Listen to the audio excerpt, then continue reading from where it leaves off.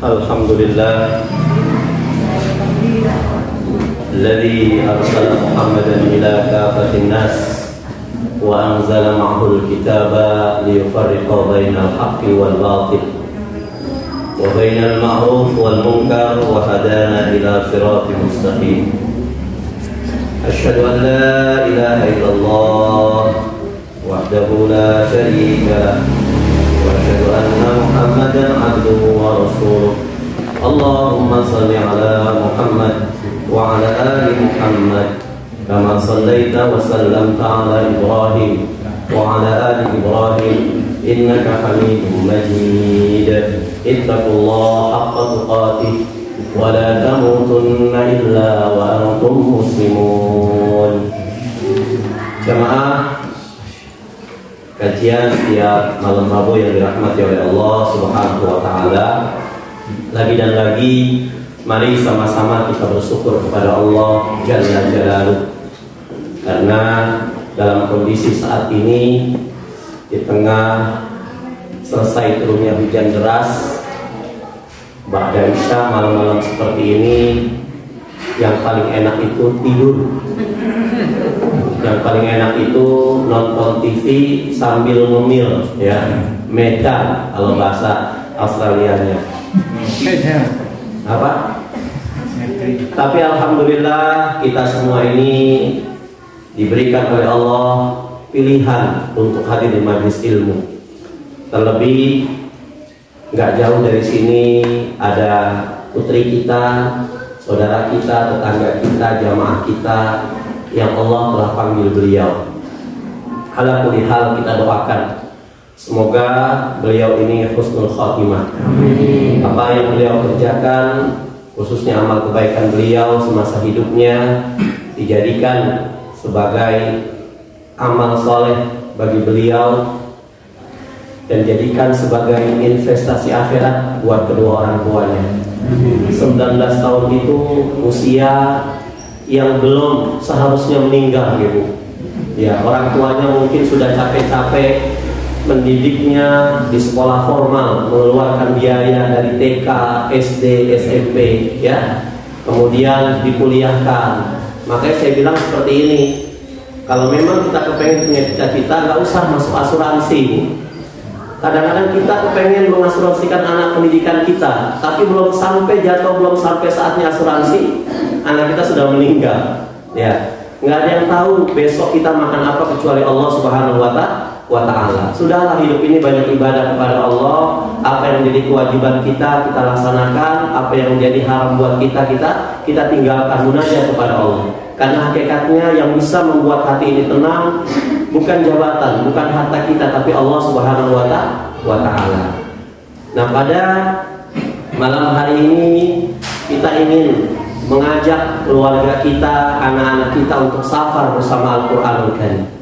Karena siapapun dia, orang tuanya, mau dia perampok, mau dia penzina, mau dia pemabok yang nggak pernah sholat sekalipun, ketika harus memilih, mau nggak Pak, anak Bapak saya didik untuk menjadi orang-orang yang ahli ilmu. Wah, mau sekali Bapak Ibu. Karena hakikatnya orang-orang beriman itu ketika ada anak yang memang belum dewasa mengumandangkan Al-Quran, pasti tulian alaihim ayati zadatul imanan, bergetar hatinya. Ya, ini fitrahnya manusia ini. Jadi makmum, nangis, Masya Allah. Kalau kita mendengarkan ayat Al-Quran dibacakan, apalagi dengan makharijul huruf yang tepat. Saya selalu mengatakan, Quran bisa enak didengar itu bukan karena lagu. Lagu itu nomor 116. Yang paling cocok itu apa? Makharijul hurufnya tepat. Ada orang yang memang suaranya bagus, tapi makharijul hurufnya nggak tepat, nggak enak jadi Al-Quran diingat. Ibu pernah mendengar Dewi Persik baca Quran? Nasar baca Quran? Nggak sesuai dengan rumusan-rumusan Al-Quran. Karena apa? Mengedepankan lagu, tapi menyampingkan makharijul huruf. Bisa enak didengar karena makharijul hurufnya tepat. A'udzu billahi minasyaitonir rajim. Bismillahirrahmanirrahim. Kan lagu nggak ada masalah, ya. Bisa enak karena makhraj hurufnya tepat. Nah Bapak Ibu, adapun kalau anak kita saat ini jadi pegawai sukses, itu bonus. Karena intinya didiklah anak-anakmu, anak-anak saya, untuk mengenal siapa penciptanya.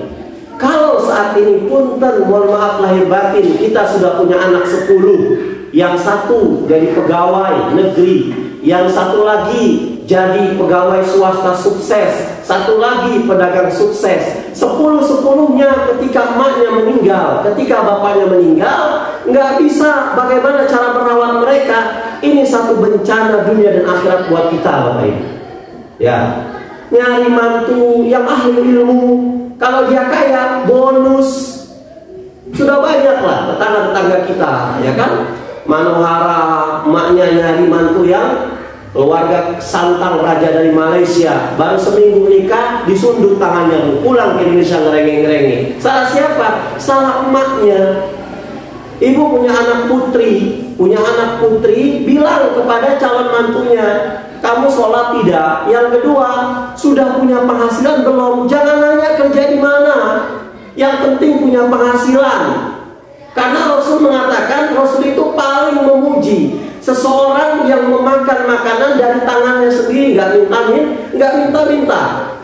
Saya pernah ngisi walimah nikah, kemudian wali nikah dari putrinya bilang seperti ini, Bu, bapak-bapak, wahai anakku, Mas yang saat ini telah sah memiliki anak saya dan istri saya ikhlas dengan kamu untuk membawa anak-anak kamu ke Amerika, monggo, karena anak saya pun sudah menjadi anak kamu. Mau dibawa kemana saja, monggo, saya persilahkan ke kamu. Tapi yang perlu kamu ingat, selama saya mendidik putri saya sampai sekarang, saya selalu mengingatkan waktu sholat kepada anak saya. Yang kedua, saya selalu mantau apakah putri saya keluar rumah tutup aurat atau tidak. Bagaimana batasan-batasan dia. Yang ketiga, saya mulai dari janin sampai dia saat ini menjadi milikmu, nggak pernah saya masukkan dalam mulutnya makanan-makanan yang subhan, makanan-makanan yang haram. Maka kalau seandainya setelah kamu memiliki anak saya, mau dibawa kemana saja, saya persilahkan. Kamu mau hidup miskin, saya persilahkan. Mau hidup kaya, alhamdulillah, saya persilahkan. Cuman kalau seandainya anak saya sudah menjadi milik kamu, sholatnya acak-acakan, auratnya acak-acakan, dan makanan yang diberikan kepada anak saya makanan yang subhat, apalagi yang haram, maka di akhirat nanti aku bapaknya akan menuntut kamu di hadapan Allah Subhanahu wa Ta'ala. Ini poin kita. Makanya kita jadikan anak-anak kita soleh. Kalau soleh itu Masya Allah, kita kalau punya mantu soleh, dia tidak akan mempermainkan hadis. Kamu hati-hati, bahwasannya arizal qawwamuna 'ala nisa, laki-laki itu pemimpin rumah tangga. Apapun alasan kamu sudah jadi milik saya. Saya tidak perbolehkan untuk mengunjungi, untuk menjenguk bapak ibu kamu. Karena tidak soleh bapak ibu. Akhirnya apa? Anaknya meronta-ronta. Masya Allah. Ternyata anak ini solehah luar biasa. Kalau anaknya solehah, dia patuh. Sami'na wa ata'na, Ustaz. Dulu waktu saya belum menikah, Ustaz, saya pakai purda, Ustaz, saya pakai cadar, Ustaz. Dan kita dapat di majelis ta'aruf misalkan. Tapi pada saat saya menikah, Masya Allah, suami saya bilang, kamu lebih cantik lepas purda, kamu lebih cantik lepas cadar. Ini gimana, Ustaz? Masya Allah. Ya, makanya paham agama itu luar biasa. Kalau anak kita sudah diambil orang-orang yang paham agama, kita sudah ketenangan yang luar biasa. Orang yang paham agama tidak akan menelantarkan anak-anak kita.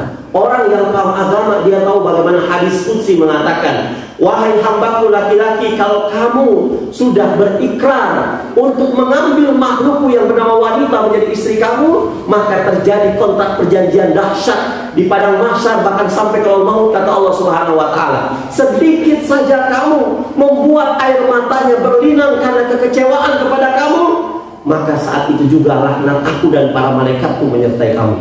Sampai seperti itu. Makanya ngeri. Kita kalau paham agama ngeri. Bagaimana kalau menyakiti istri kita? Bagaimana kalau seandainya kita sampai meneteskan air mata istri kita? Itu luar biasa. Nah, program kajian pada sore hari ini, pada malam hari ini, kita mencoba sebelum anak-anak kita menjadi berpisah dengan kita karena menjadi pemimpin keluarga, atau sebelum anak-anak kita ini diambil oleh calonnya untuk pisah dengan kita, kita didik dulu dengan didikan agama. Jangan sampai gerakan-gerakan TikTok anak-anak kita itu jauh lebih lihai daripada gerakan sholatnya mereka. Jangan sampai nyanyian-nyanyian mereka itu lebih lemah gemulai, lebih merdu daripada suara-suara ngajinya mereka. Makanya setiap orang tua siapapun dia pasti menginginkan anak yang soleh, yang bisa mendoakan kedua orang tuanya, Bu. Karena apa? Yang Allah terima itu apa? Amal soleh daripada anak-anak kita. Orang beriman itu paham, kenapa aku mendidik kamu nak untuk menjadi ahli Quran, ya? Quran berjalan, bukan hanya bisa menghafal Quran, tapi tahu ini haram kata Quran, ini halal kata Quran, ini subhat kata Quran, dan anak kita itu bisa mengamalkannya. Allahumma ja'al ibniyal Quran waj'alhu min ahlihi. Ya Allah, jadikan anakku itu paham Al-Quran dan jadikan anak itu ahli dalam Al-Quranul Karim. Ini doa yang pernah dipanjatkan oleh Maryam ketika di dalam perutnya ada janin Nabiullah Isa alaihissalam, yang pernah dipanjatkan oleh Hana itu suami daripada Imran. Jadi Imran itu adalah salah satu kepala rumah tangga yang saleh. Allah abadikan namanya surah Al-Imran. Istrinya adalah Hana ini adalah ibu daripada Maryam. Nah, ketika ada pertanyaan gimana sih caranya agar anak-anak kita itu cinta kepada Al-Quranul Karim, dalam kitab Ta'limul Muta'allim, ini bukan pengalaman saya, karena usia saya jauh lebih banyak bapak ibu banyak makan garamnya daripada saya. Ini saya hanya mengutip daripada qaul Muhammad Yunus dalam kitabnya Ta'limul Muta'allim, salah satu kitab yang diwajibkan di Pondok Modern Gontor. Kalau teman-teman pocoksan klasik, mereka dianjurkan kitab Ta'limul Muta'allim Syekh Az-Zarnuzi. Kemudian kitab Syekh Az-Zarnuzi ini direvisi oleh pimpinan Pondok Modern Gontor, Haji Imam Zarkasi, dengan bukunya Revisi Ta'limul Muta'allim. Kemudian kita mengikut dari At-Tarbiyah wa Ta'lim Muhammad Yunus. Dikatakan di sana, pendidikan itu pada dasarnya ada dua, ya, yang sering dilupakan oleh kita sebagai manusia. Apa yang pertama? Doa dan keteladanan. Apapun anak kita kepengen menjadi apa yang kita harapkan, terutama masalah akhiratnya, maka jangan pernah untuk melakukan doa, dan jangan pernah lupa untuk melakukan keteladanan. Sebelum kita bicara teori-teori semuanya lah, sebelum kita bicara yang namanya jadi jemaah jadi tematik atau segala macam, yang penting doa dan keteladanan. Bapak Ibu rahimani wa rahimakumullah, cinta itu adanya di mana? Di hati. Ya. Kita kalau cinta sama seseorang, maka apapun yang dia mau pasti kita berikan. Apapun yang dia mau pasti kita usahakan. Cinta itu di dalam hati. Ini yang berkaitan dengan doa. Cinta itu di dalam hati, dan tidak ada yang mengetahui hati seorang hamba kecuali Allah Subhanahu wa taala. Inna quluba bani Adam, sesungguhnya hati yang terdapat di dalam anak Adam, baina isba'aini min asabir rahman, di antara jari jemarinya Allah Subhanahu wa taala. Yusarrifu man yasha, Allah Subhanahu wa taala yang bisa memalingkan hati seorang hamba. Maka jangan pernah nyinyir kalau ada ustadz yang anaknya terbuka auratnya. Jangan pernah nyinyir kalau ada seorang ulama punten yang istrinya cuma pakai legbong, Bapak Ibu. Ya, itu istrinya ustadz, masa maghrib malah nongkrong di alun-alun. Ya, misalkan, Bu. Jangan nyinyir kita, karena apa? Hati itu bukan milik si ustadz. Hati itu bukan milik orang yang kita mau. Mungkin saja si ustadz itu sudah sampai air mata darah mengalir di ketika bangun malam dia doa, ya Allah, ini gimana ya Allah, aku tiap hari ngisi materi kemana-mana, tapi anak-anakku nggak tutup aurat, anak-anakku nggak bisa baca Quran, istriku malah banyak ngomongin orang. Mungkin saja si ustadz ini sudah berjibaku, dia zikir kepada Allah, sudah berdoa kepada Allah, sudah ketika sholat dia netes air mata, cuman mau apa? Kecewa kecewa dengan akhlak istrinya. Tapi apa daya, hidayah itu bukan milik ustaz. Hati itu bukan milik siapa, kita aja nggak tahu.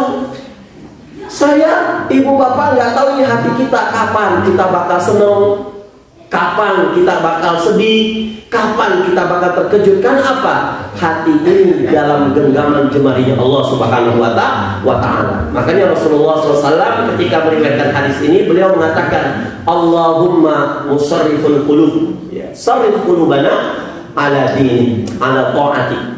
Ya Allah, subhanahu ya Allah, Engkau yang memiliki hati, ya muqallibal qulub, yang membolak-balikan hati, musarrif, yang memalingkan hati. Ya Allah, tolong palingkan hati kami hanya cenderung kepada agamamu, hanya cenderung kepada ketaatan kepada Engkau. Ya Allah, ini yang pertama kita baca ketika kita berdoa kepada Allah sebelum doa dari apa-apa. Karena apa? Doaul walid liwaladihi ka du'ain nabi li ummatihi. Doanya seorang ayah, doanya seorang ibu, doanya orang tua kepada anaknya itu seperti doanya Nabi kepada umatnya. Jangan pernah main-main dengan doa. Mungkin ketika dulu kita masih kecil, kita jangan main-main membuat kecewa emak bapak kita. Nah sekarang saya, bapak, ibu sudah menjadi orang tua, jangan lemes kita punya mulut, ya. Jangan spontanitas kita punya mulut. Banyak-banyak istighfar kepada Allah. Karena apa? Ketika saat kita kecewa kepada anak-anak kita, ya Allah, kita kecewa kepada mereka, sedikit saja kita mengeluarkan kata-kata yang tidak wajar, maka insya Allah anak-anak kita itu mewujudkan doa kita itu. Karena apa? Doaul walid liwaladihi ka du'ain nabi li ummatihi. Doanya emak, doanya bapak kepada anaknya, doanya orang tua kita kepada anaknya, doanya kita kepada anak-anak kita itu seperti doa Nabi kepada umatnya. Berarti kalau berkaitan dengan doa ini, berarti hati itu murni milik Allah Subhanahu wa Ta'ala. Karena hati ini murni milik Allah, kita minta kepada Allah, ya. Kapan kita minta kepada Allah? Pada saat di tengah malam, pada saat di awal-awal sholat berkumandang, pada saat setelah fi duburi kulli sholat, di akhir sholat kita minta kepada Allah. Buat anak itu masya Allah bapak ibu, kalau seandainya ibu bapak doa untuk anak bapak ibu nggak pernah nangis, itu dipertanyakan cinta kita kepada anak-anak kita. Itu luar biasa. Banyak orang tua yang memang senang kepada anaknya meneteskan air mata. Seorang anak yang bisa membuat senyum emaknya, bapaknya satu hari saja, maka Allah memberikan pahala haji mabrur kepada anaknya. Allahu Akbar. Masya Allah mas, ini mas gimana mas? Kenapa wahai istriku? Mas kok dagang kemana-mana kok nggak pernah sukses? Padahal modal saya support. Ini gimana ini mas? Sholat nggak pernah ketinggalan, puasa kita Senin Kamis kita lakukan, sodako nggak pernah ketinggalan mas. Apa mungkin ya? Mas terakhir hubungin orang tua kapan? Allahu Akbar, saya lupa. 15 tahun sudah saya nggak hubungin emak saya. 15 tahun sudah saya nggak hubungin bapak saya. Sementara dia nggak tahu nomornya saya. Sudah mas, sekarang telepon dia. Masya Allah ibu. Assalamualaikum, salam bu, gimana kabarnya? Masya Allah anakku ya Allah, 15 tahun nggak ngabarin ibu, ngabarin bapak. Gimana kamu sehat? Istri kamu gimana? Anak-anak kamu sehat? Masya Allah orang tua ya Allah ya. Masya Allah. Makanya kalau kita punya anak jauh dari rumah, apa namanya, akan cinta. Kalau sering hari ketemu mah nggak akan cinta bu. Makanya anak-anak di pondok pesantren itu luar biasa. Karena anak-anak pondok pesantren itu otak kanannya selalu terbuka. Coba kita bedakan lah. Anak-anak kita yang sekolah-sekolah formal pulang ke rumah, mak jajan, mak lapar, mak mau makan. Tapi anak-anak kita yang sudah keluar dari pondok pesantren, keluar pulang ke rumah, otak kanannya terbuka. Dia tidak akan pernah ngerenge-renge, tapi otak kanan itu mengarahkan kepada kita bahwasanya ini loh kemandirian. Dan otak kanan bisa terbuka kapan? Pada saat kita selalu membacakan Al-Quranul Karim. Doa kepada Allah, ya Allah, jadikan anak saya cinta kepadamu ya Allah. Jadikan anak-anak saya cinta kepada Rasulmu ya Allah. Jadikan anak-anak saya itu cinta kepada Quran ya Allah. Karena Karena cinta itu dan hati itu milik Allah Subhanahu wa ta'ala. Allah yang bolak-balikan hati seorang hamba. Ini doa, penting doa ini. Ya. Kemudian apa? Keteladanan. Ya. Almarhum Zainuddin MZ rahimahullah itu pernah mengatakan, banyak orang yang bisa memberi contoh, tetapi sedikit orang yang bisa menjadi contoh. Memberi contoh itu jauh lebih mudah daripada menjadi contoh. Menjadi contoh itu jauh lebih sulit daripada memberi contoh. Anak kita lagi nonton TV, misalkan punten ibu, nggak usah kita matikan TV-nya, anak itu bakal ngerekam. Kalau ada bapak pasti nggak nonton TV. Mak, bapak kemana? Alhamdulillah bapak 3 hari nggak pulang. Alhamdulillah bapak nggak pulang, bisa nonton TV. Ya, banyak seperti ini. Terus caranya gimana? 10 menit sebelum azan si bapak sudah ngambil wudhu, pakai sarung, pakai koko. Udah, Allahu Akbar, pulang langsung ke masjid. Gak apa-apa TV nyala. Nanti lama-kelamaan anak-anak kita tuh ngeliat, oh bapak saya sudah ini. Apalagi istri kita, cepat-cepat, habis itu sudah selesai, jangan sampai marah. Pasti begitu bu. Padahal kita nggak marah, doa. Sambil jalan tuh doa melangkah. Kita doa dari rumah kita ngeliat kiri kanan, ya Allah, ini kok orang masih pada tidur. Doakan bu, jangan sampai tetangga-tetangga kita itu nuntut kita tiap hari pergi ke masjid, tapi nggak pernah untuk negur mereka yang nggak pernah ke masjid. Itu nuntut kita. Makanya kalau kita nggak pernah untuk masuk ke masjid, An-Nur itu butuh jenengan, kita nggak ada jamaah, kita sekitar masjid, kita nggak bisa seperti itu, minimal didoakan. Ya Allah, keluarga dia jauh lebih baik daripada keluarga saya, ya Allah. Keluarga si fulan jauh lebih baik daripada keluarga saya, ya Allah. Saya mah apa atuh bilang sama Allah. Kadang-kadang kita enggak, saya, bapak ibu kita keluar ke masjid, subuh-subuh azan berkumandang, kita sudah ke masjid, lihat kiri kanan. Memang keluarga saya top lah.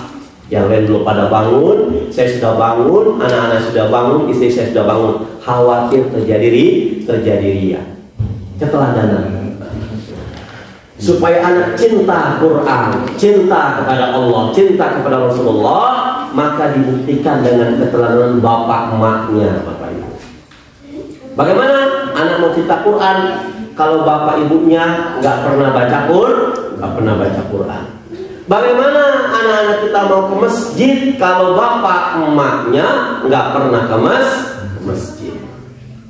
Jadi musola kami ketika ada anak kecil, sholawatan, monggo silakan main di masjid, yang penting waktu sholat jangan main. Nah saya tanya, kamu rumahnya di mana? Di sana Ustaz. Bapak kalau sholat di mana? Di rumah Ustaz. Nah ya kan, udah saya nggak bilang suruh bapak kamu, jangan, rumah kamu di mana sih? Di sini Ustaz. Besok saya sama istri silaturahim ke sana. Ba'da subuh, ibu kalau kepengen rezekinya lancar, bapak lancar, subuh keliling silaturahim. Setelah sholat syuruk itu, jangan silaturahim kalau minjem utang, jangan. Assalamualaikum, 2 saja, 1 atau 2 silaturahim itu masuk, doakan. Karena hak dan kewajiban seorang muslim itu, kalau dia dekat saling mengajak, yuk kita ke masjid yuk. Kalau jauh saling mendoakan. Anaknya berusaha menghafal Al-Quran, tapi emaknya, bapaknya sama sekali nggak punya greget dengan Al-Quran. Bapaknya santai, anaknya sholatnya luar biasa, bapaknya santai, masya Allah. Kasih dia keteladanan. Kalau masalah cepetan, mungkin anak-anak kita sebelum menghafal Quran dia jauh lebih cepat daripada kita, karena memori kita sudah haus, memori kita sudah banyak lemak-lemak gorengan mungkin. Anak-anak kita hafal cepat, ya. Coba kalau seandainya bapak atau saya, yuk, kita lomba yuk ngapalin Quran. Surat apa Pak? Surat Ad-Duha saja, atau surat Al-A'la, Sabbihisma rabbikal a'la. Saya yakin anaknya jauh lebih cepat hafalan daripada orang tuanya. Ya. Nah itu nggak lama nanti. Saya sebagai orang tua, istri sebagai orang tua, nanti Allah nyerah, bapak nyerah. Udah bapak ngibarin bendera putih, nyerah. Tapi itu nggak lama. Tapi anak-anak kita itu ngerekam, masya Allah, ini bapak ibu saya lagi ngapal Quran, mereka juga ngapal Quran, akan kerekam nanti. Nah itu termotivasi mereka. sungguh-sungguh banget itu bapak ngapal Quran. Padahal alhamdulillahirabbil alamin, alamin Pak, ngalamin, alamin, ya kan? Itu makanya kita sudah bisa, Allahu Akbar. Apa nggak bangga Bapak Ibu? Kita lagi sholat berjamaah, lagi sholat jamaah nih ya, sama keluarga kita baca Allahu Akbar.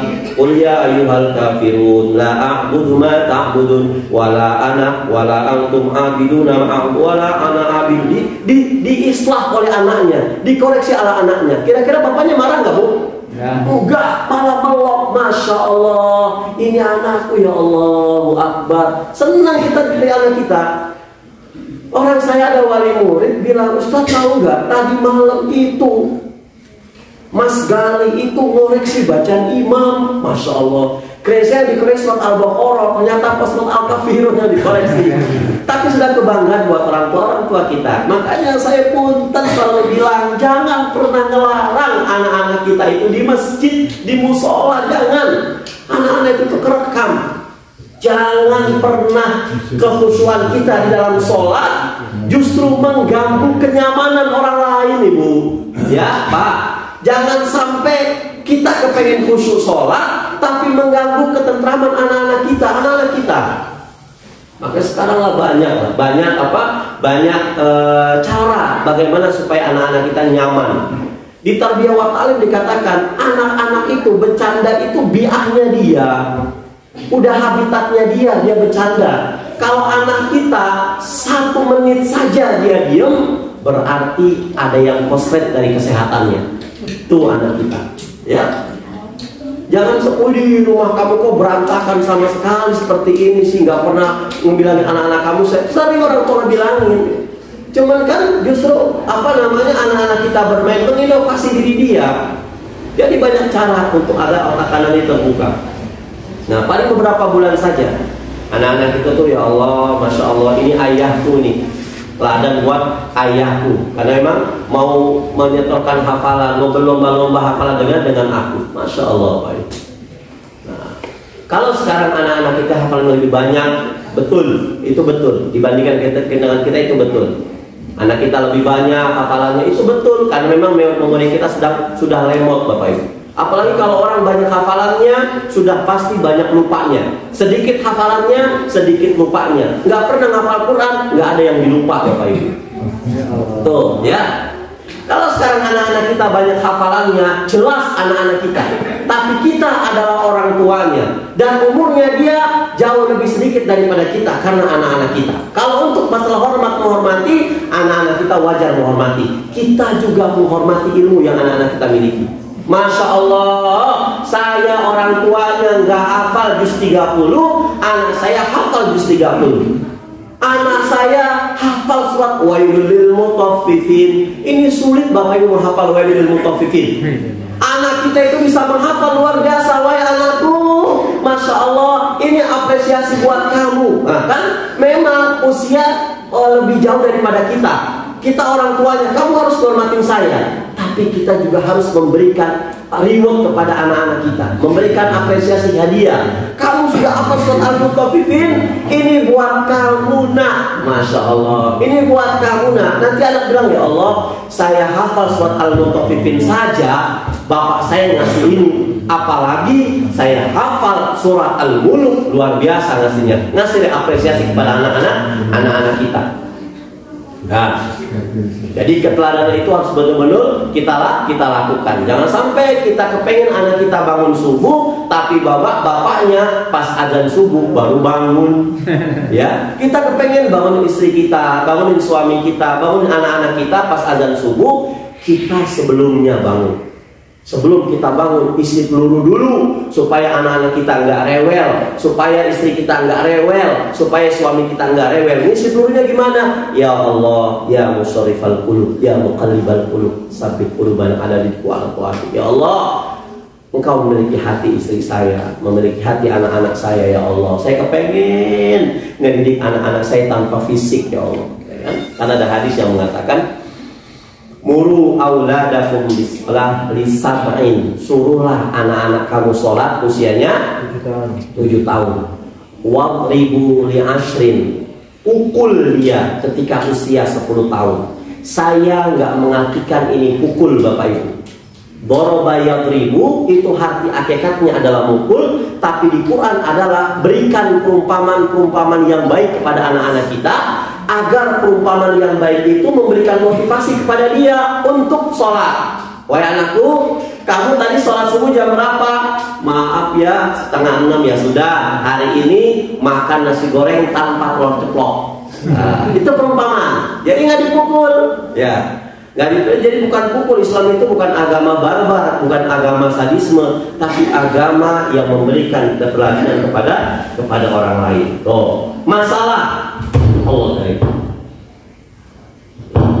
dan anak kita kalau sudah menghafal Al-Quran, itu masalah bagus atau tidak itu terserah. Yang penting kita berjibaku dengan mereka untuk bisa menghafalkan Al-Quran sama-sama. Simple Bapak Ibu. Setelah doa, masalah keteladanan.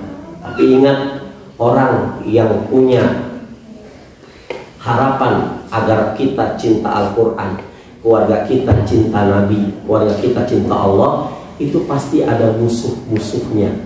Musuh-musuhnya ini jangan kita sampai ada di dalam rumah. Orang yang hafal Quran, apa musuhnya?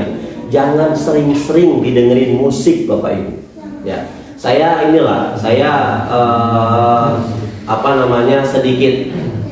sedikit rendah kalau mereka mengatakan tidak pernah seiring dan seirama Quran dengan musik. Betul Bu, nggak seiring seirama.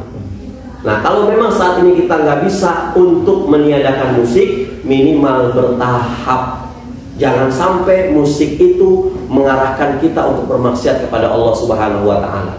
Kan dalam Islam nggak ada musik religi itu, nggak ada musik religi itu.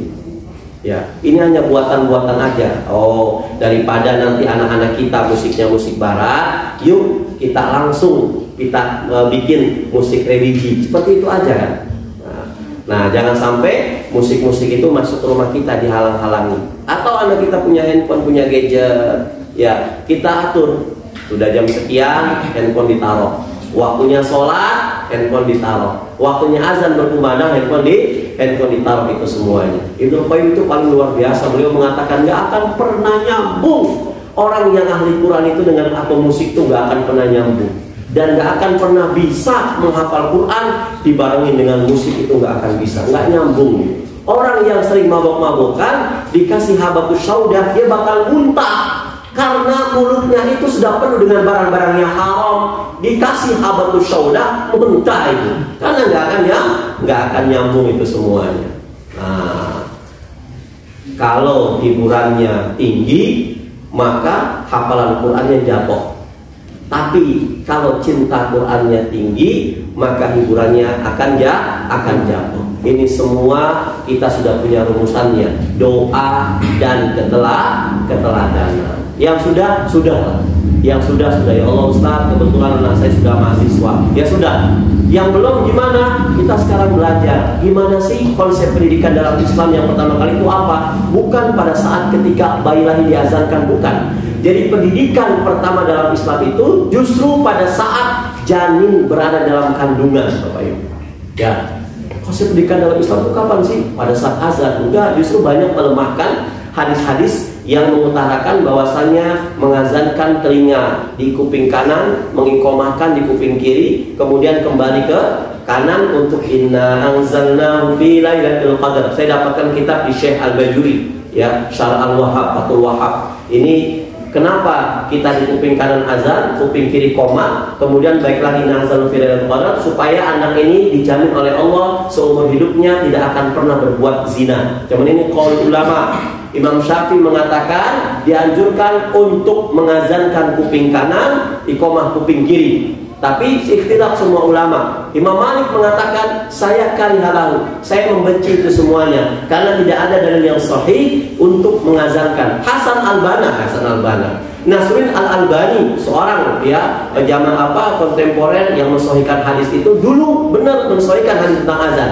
Tapi seiring dengan waktu banyak sekali proyek-proyek hadis yang tidak mautu. Di antaranya siapa? Usaid bin Abdillah. Dia tidak mutawatir dalam meriwayatkan hadis. Artinya sepakat para ulama konsep pendidikan dalam Islam itu bukan pada saat mengazankan di kuping bayi pada saat lahir. Tapi apa konsep pernikahan dalam Islam? Yang pertama kali pada saat si ibu itu sudah tahu ada janin dalam kandungannya. Kita buka surat Al-A'raf ayat 189, di mana Allah Subhanahu wa taala katakan, falamma taghasyaha, maka tatkala seorang suami dan seorang istri ini telah sah dia menikah, maka si suami mendatangi istrinya untuk beribadah.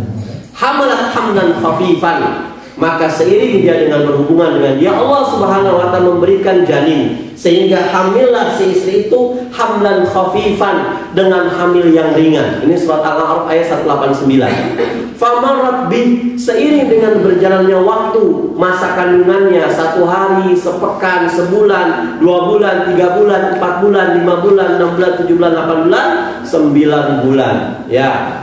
Maka Allah Subhanahu wa taala katakan dalam konsep Al-A'raf 189 ini, apa yang dilakukan oleh suami dan istri pada saat istrinya tahu ada janin yang tersimpan di dalam kandungannya. Setelah cek, Mas, ini kebetulan saya haidnya telat ini. Dicek ke dokter, ternyata kata dokter, alhamdulillah ibu saat ini positif sedang hamil. Langsung buru-buru ke Al-A'raf. Apa tugas suami istri? Yang pertama, da'awallaha rabbahuma. Ini da'a yad'u, fi'lul madhi. Da'awa artinya huma. Huma itu ke siapa? Kepada suami, kepada istri. Mereka berdoa kepada Allah. Da'wa apa? Da'awallaha rabbahuma. Mereka berdua berdoa kepada Allah Subhanahu wa taala. Suaminya berdoa, ya Allah, terima kasih engkau telah titipkan janin dalam perut istriku, ya Allah. Mudahkan ya Allah. Biaya persalinan sekarang mahal ya Allah. Sementara tabunganku selama pandemi ini menurun ya Allah. Tolong mudahkan ya Allah. Mudahkan ya Allah. Jangan bilang tenang wahai istriku, kita punya tabungan, kita punya BPJS, gampang. Ternyata betul lahirnya nggak normal, disai-sar. Karena apa? Karena kita sudah yakin, kata Allah, buat orang ini mah sesar sajalah, 75 juta, 20 juta. Kenapa? Orang dia sudah nabung kok, ya kan? Tapi buat orang-orang yang menyerahkan dirinya kepada Allah Subhanahu wa taala, Allah mudahkan. Allah itu sudah tahu kita punya uang apa tidak, kita taat apa tidak. Makanya da'awallaha rabbahuma, berdoa kita kepada Allah Subhanahu wa taala. Yang memiliki hati suami, yang memiliki hati istri, yang memiliki hati anak, itu Allah Subhanahu wa ta'ala. Kemudian yang kedua, apa yang dikerjakan suami istri? Berdoa, la in ataitana shalihan. Ya Allah, setelah berdoa, yang terakhir dia minta, ya Allah, jadikan ya Allah anak yang lahir nanti dari rahim istriku ini, la in ataitana shalihan. Kalau engkau mendatangkan dia anak yang soleh, Masya Allah, aku termasuk orang-orang yang bersyukur kepada Allah Subhanahu wa ta'ala. Ini jadi janin sebelum 4 bulan, ya, sebelum 4 bulan, masih ada 1 bulan atau 2 bulan, apa yang terbaik? Berdoa, kemudian minta jadi anak yang soleh. Soleh itu apa sih Bapak Ibu? Di dalam bahasa Arab ada baik. Baik itu ada 4 tingkatan. Yang pertama, toyibun. Toyib itu baik. Kalau kita ditanya sama orang Arab, ya Muhammad, kaifa hal? Si Muhammad bilang, alhamdulillah kuntu thayyiban, atau alhamdulillah inni thayyibun. Segala puji bagi Allah, aku baik. Artinya baiknya itu cuma jasmaninya saja. Jasmaninya sehat, itu thayyib. Lahirnya sehat belum tentu, karena dia thayyibun. Makanya thayyib itu jasmaninya sehat, tapi jiwanya nggak sehat. Buktinya apa? 2 tahun puasa, 2 tahun lebaran nggak pulang-pulang. Itu Bang Thayyib. Ya, jasmaninya sehat, itu thayyib. Buka surat Al-Baqarah 168. Ya ayuhan nas kulu mimma fil ardi halalan thayyiba. Wahai manusia, makanlah apa-apa yang aku sediakan di atas bumi ini. Yang pertama halal, dan yang kedua baik. Ini kan buat jasmani, halal, baik. Ada yang halal tapi nggak baik. Saya suka emping loh, emping itu halal tapi saya asam urat, berarti nggak baik buat saya. Saya seneng loh durian itu halal tapi kan saya tinggi kolesterol, jangan berarti. Ya, jadi halalan thayyiban. Ini baik. Yang kedua ada khair. Apa itu khair? Baik juga. Cuma Cuman bedanya apa? Kalau thayyib baiknya jasmaninya saja, lahirnya saja, tapi kalau khair itu baik lahir dan batinnya sehat semuanya. Makanya ketika ditanya kaifa haluk, alhamdulillah khair. Gak pernah thayyib, gak pernah. Khair, saya sehat lahir dan batin saya. Kuntum khairu ummat, kata Rasul, kata Allah Subhanahu wa taala. Kalian adalah umat yang terbaik, kata Allah Subhanahu wa taala dalam surah Al-Imran ayat 110. Nah, di atas khair itu ada ma'ruf. Ma'ruf itu artinya baik. Wal takum minkum ummatun yad'una ilal khair wa ya'muruna bil ma'ruf wa yanhauna 'anil munkar. Kalian adalah sebaik-baik umat yang mengajarkan kepada manusia, mengarahkan kebaikan kepada manusia dan mencegah kepada kemungkaran. Ma'ruf, semua naluri manusia punya sifat ma'ruf, punya sifat baik. Mau pencuri, mau penzina, pemabuk, fitrahnya punya sifat baik. Orang Islam punya sifat baik, non-Islam punya sifat baik. Orang Islam selalu melakukan amalan-amalan yang baik, orang non-Islam selalu melakukan amalan-amalan yang baik. Semuanya punya. Tapi yang keempat, di atas ma'ruf itu ada ihsan. Apa itu ihsan? Apa yang kita lakukan, perbuatan baik yang kita lakukan semata-mata kita melihat Allah Subhanahu wa taala. Ini yang tidak dimiliki oleh orang-orang non-Islam. Kita bertamu kepada orang non-Islam. Ya. Assalamualaikum, selamat malam, ya, kasih minum, ya. Itu ma'ruf. Nah, kita didatangi oleh orang Nasrani ke rumah kita, nyediain minuman, nyediain makanan. Bedanya apa?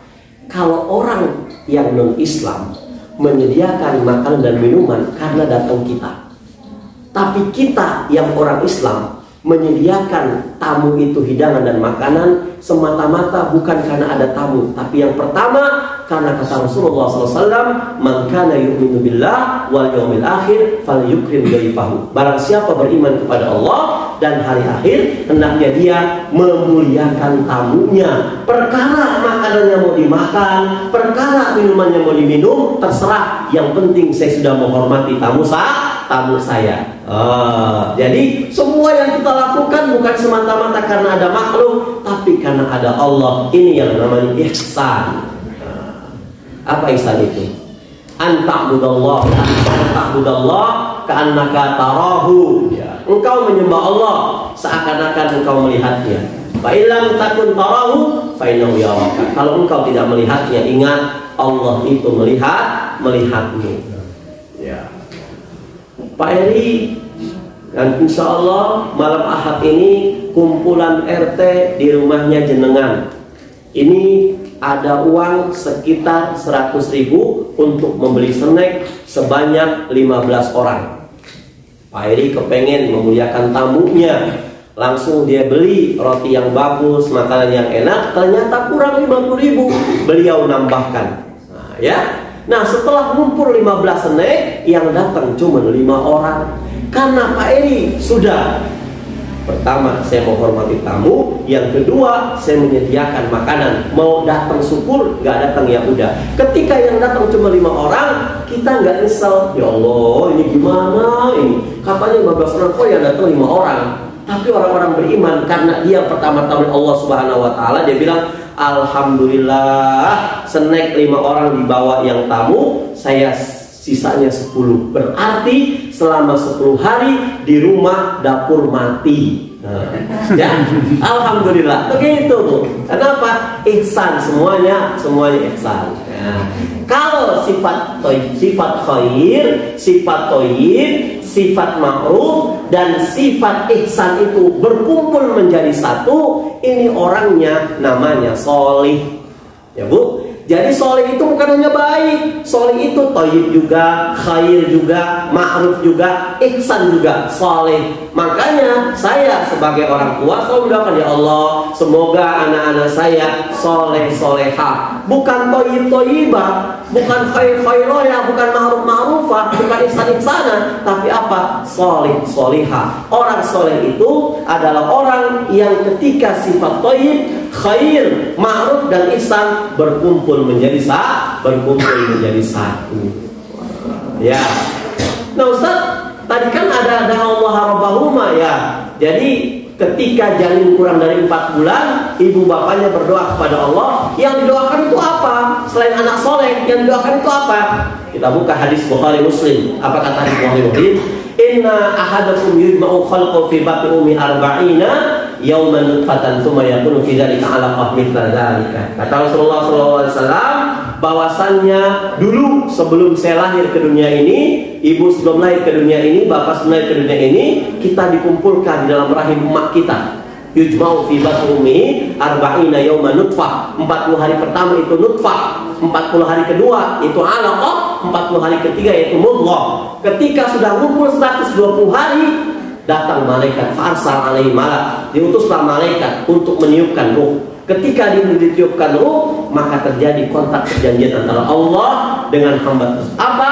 Wahai malaikat, tuliskan rezekinya. Rezeki orang tersebut selama di dunia, rezekinya baik, sedikit atau banyak, dituliskan. Kemudian apa? Ajalnya, kapan ajalnya itu.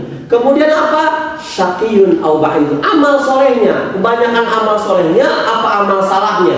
Yang keempat, dia nestapa atau bahagia. 4.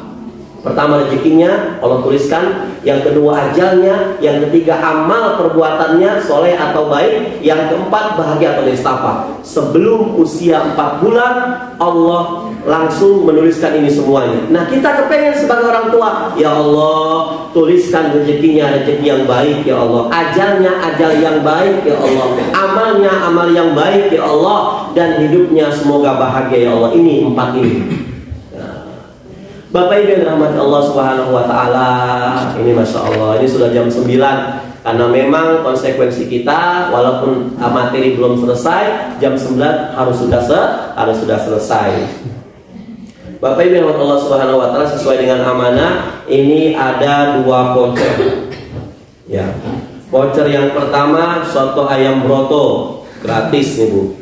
Kemudian budek buyum senuk. Busenuk. Oh, busenuk, buyum di Jogja ya. Sudah busenuk. Ini amanah dari panitia, dibuatkan pertanyaan yang bisa menjawab, insya Allah diberikan ini. Jadi besok sarapan sudah ada jaminan ini Bu. Yang penting kita minta sama Allah biar besok bisa bangun. Kalau mati ini nggak kepake. Ya. Pertanyaan pertama. Ada pertama. Akhwat 1, Ikhwan 1. Oh ya. Sekarang yang akhwat dulu. Apa yang kita usahakan agar cita-cita kita, harapan kita kepada anak kita tercapai? Anaknya mau jadi anak soleh, supaya dia paham Al-Quran, cinta Rasul, cinta Quran. Apa persiapan yang harus kita usahakan? Silakan Bu. Mana enggak ada kepalanya? Angkat tangan dulu. Oh, mendoakan yang kedua. Oh iya, silakan Bu. Ibu siapa? Ya, nih Bu. Langsung dikasih bagaimana? Ya, boleh. Ada foto-foto? Ya. Kemudian untuk ikhwannya.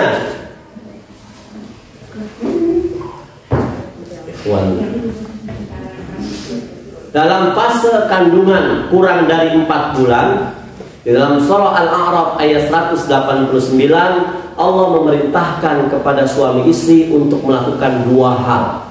Silahkan 2 hal itu apa saja? Silahkan Bapak Ibu, Bapak-bapak.